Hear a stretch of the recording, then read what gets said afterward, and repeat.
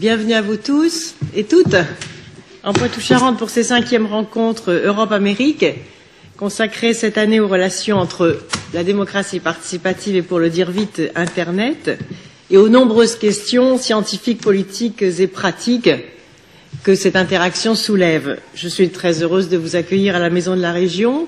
Réflexion sur les conditions et sur les apports d'une démocratie réellement participative, c'est-à-dire autre chose qu'une simple démocratie de proximité, autre chose aussi que ces consultations sans conséquences, même si elles ne sont pas inutiles, mais qui sont parfois sans conséquences opérationnelles et dont les citoyens se lassent vite. Je voulais vous dire tout simplement que je crois beaucoup à la mise en commun et à la confrontation des expériences. Nous avons mis en place des jurys citoyens tirés au sort pour évaluer les politiques régionales. Je voudrais vous dire aussi que pour réussir une démocratie participative, il y a à mes yeux 2 conditions.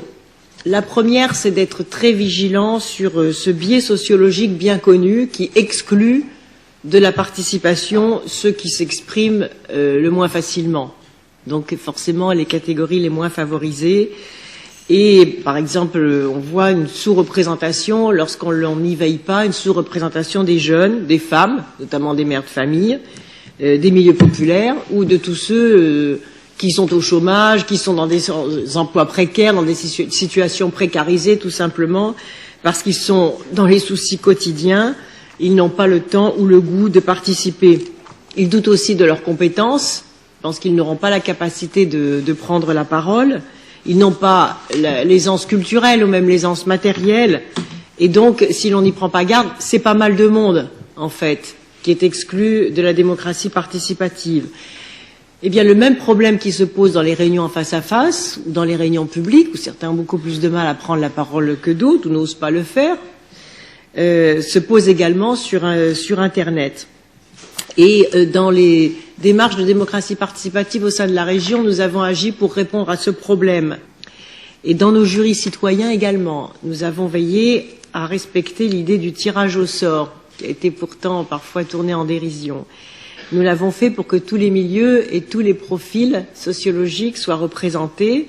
On y retrouve donc des retraités, des actifs, des chômeurs, des ouvriers, des artisans, des cadres, des femmes à part égale, on a veillé à la parité, qui sont représentatifs de la diversité sociale et générationnelle et territoriale.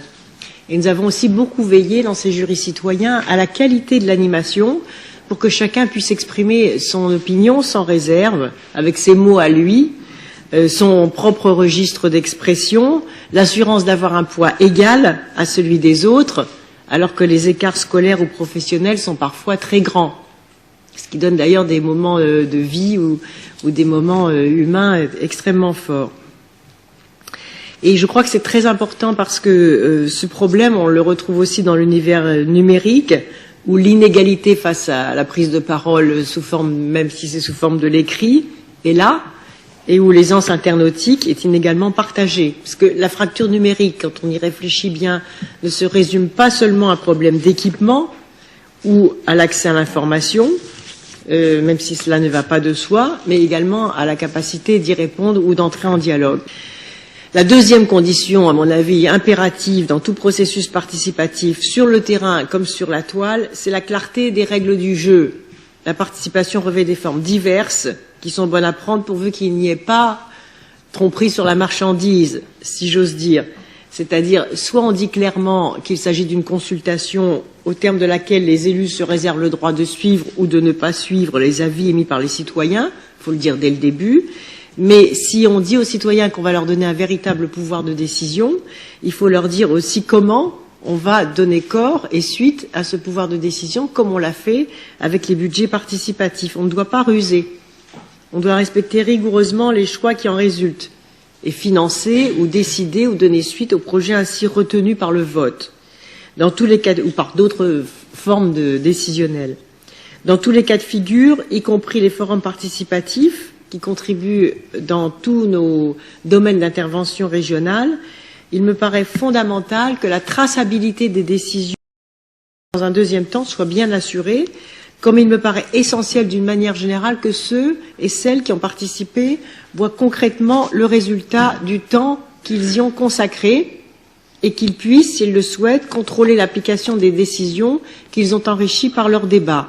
Rien n'est pire que la confusion des genres, les frustrations qui en résultent. Et Internet, de ce point de vue, peut être un outil précieux. Mais bien évidemment, ce que je veux dire par là, c'est que l'on trouve dans la démocratie électronique toutes ces questions qui sont posées dans les pratiques participatives.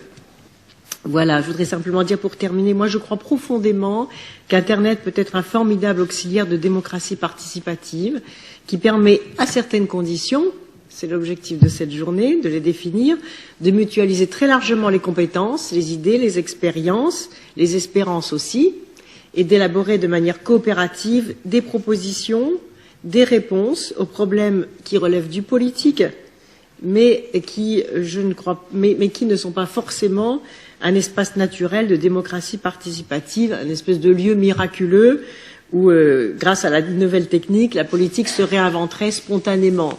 Pas du tout.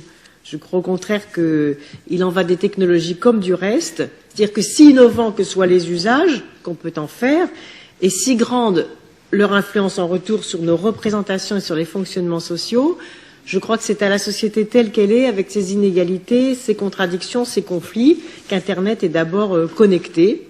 Et donc, en fait, disons-le autrement et simplement, sans projet démocratique, il n'y a pas d'Internet démocratique. Donc la responsabilité des politiques et des responsables politiques, et nous l'avons ici dans la région, c'est d'abord d'avoir une volonté et un projet démocratique. Et c'est ensuite qu'on peut articuler avec tous les outils de la démocratie participative. C'est parce qu'il y a une volonté participative que les outils participatifs peuvent être mis à la hauteur des enjeux d'une véritable démocratie.